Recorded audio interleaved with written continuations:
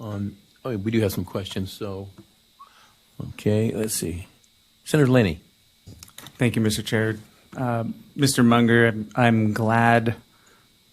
I agree with you. This is something no one's going to argue that we want unsafe schools. So I'm glad this is on the radar and you guys are actively working towards this. So look, with the three categories, demonstrated effects, we're in Idaho, and I would say that a demonstrated effect as far as school safety is, the saying's out there that the best way to stop a bad guy with a gun is typically to have a good guy with a gun. So I was curious your thoughts or directions as far as gun-free zones in schools. What are your thoughts on that? Mr. Munger.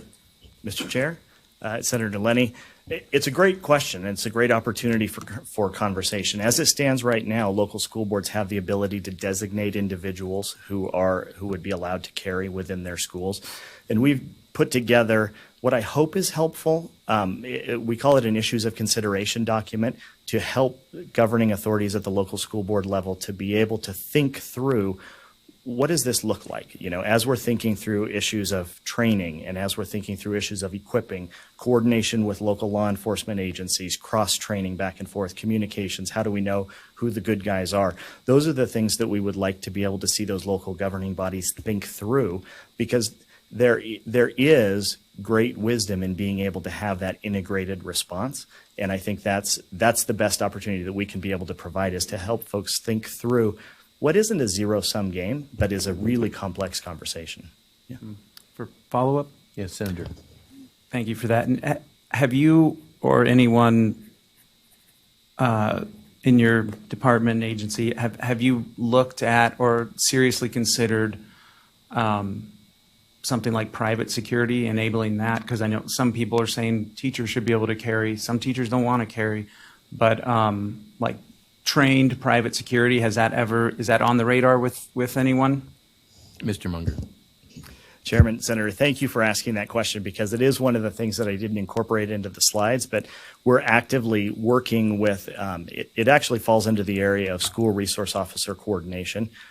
As we were working through with a group of other agencies, looking at this issue of school safety and security, what we began asking questions of, do you have a school resource officer in your facility?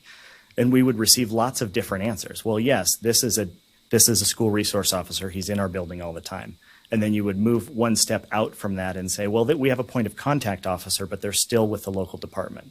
And one step out from that is, well, we have our own internal employee who's performing that function. And then one step out from that is where we've contracted with a third party's security service. So there was no continuity in terms of what those different levelings, what those different qualifications were. So we're just starting that process.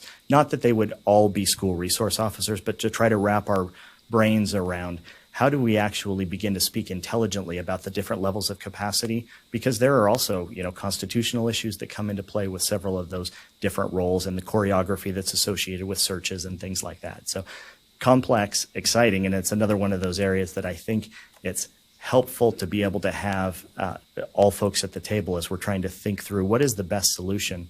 I know, not to speak out of turn, but our superintendent representative on our advisory board has been very amenable to having trained staff in her facilities, and some school districts have gone with third-party private, some have contracted with their local law enforcement agencies or sheriff's office, those types of things. So it's one of the things that I'd say we're beginning to get our arms wrapped around, but that response capability is a pretty important consideration.